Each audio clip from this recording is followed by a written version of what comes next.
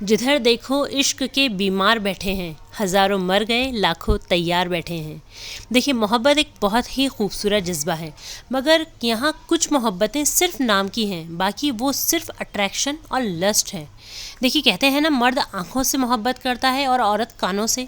जैसे हमारे कुछ मोहतरम भाइयों को किसी खूबसूरत लड़की को देखते ही पहली नज़र में मोहब्बत हो जाती है, इसी तरह हमारी बहनों को भी लड़कों के चंद मीठे अल्फाज मोहब्बत में मुब्तला कर देते हैं। देखिए, यू कैन नॉट गारंटी कि जिससे आप मोहब्बत कर रहे हैं उसके दिलो दिमाग में आपके लिए क्या चल रहा है, आपको नहीं पता। ख़ासकर लड़कियों को नहीं पता होता है कि जिस बंदे से वो मोहब्बत कर रही हैं, जिसके लिए वो अपना सब कुछ लुटाने तैयार हो जाती हैं, जिसके लिए वो अपनी जान देने तैयार हो जाती हैं, उस बंदे की नीयत क्या है, वो किस नीयत से आप तक पहुँचने की, अप्रोच करने की कोशिश कर रहा है। देखिए, हर इंसान में ख्वाहिशात होती हैं, ख़ासकर मर्दों की एक अलग साइकोलॉजी होती है। इनमें एक स्टेज पर जाकर ख्वाहिशात पैदा होती हैं। इसलिए मेरी बहनों, ना महरम से बहुत एहतियात बरतो। अगर आप रिलेशनशिप में हो तो अल्लाह की रज़ा के लिए ये सब हराम रिलेशनशिप को एंड कर दीजिए। और भाइयों से भी यही कहेंगे कि देखिए, बिल्कुल पॉसिबल है कि आपकी मोहब्बत किसी लड़की के लिए बिल्कुल सच्ची और खालिस हो, मगर मोहब्बत का तकाजा ये है कि उसे पाक रखा जाए, उसे अल्लाह की नाफरमानी से बचाया जाए, उसे नापाक बनाकर उसे जहन्नुम की आग में ना फेंका जाए। वरना अल्लाह को नाराज़ करके जो कुछ आप हराम काम कर रहे हैं और उसे सच्ची मोहब्बत का नाम दे रहे हैं, तो ये मोहब्बत नहीं, सरासर गुनाह है।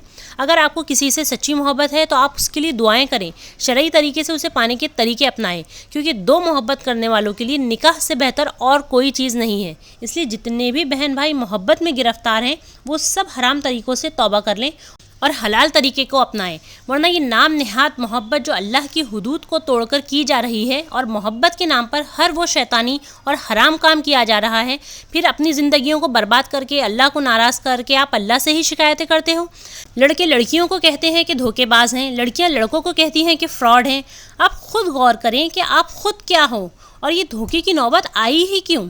देखिए, जो हराम है वो हमेशा हराम रहेगा, भले पूरी दुनिया वो काम कर रही है, और जो हलाल है वो हमेशा हलाल ही रहेगा, भले ही कुछ लिमिटेड लोग उसे कर रहे हों।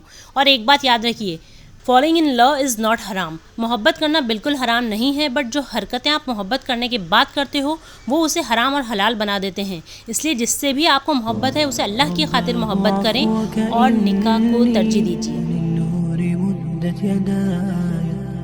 نزعت أسرار قلبي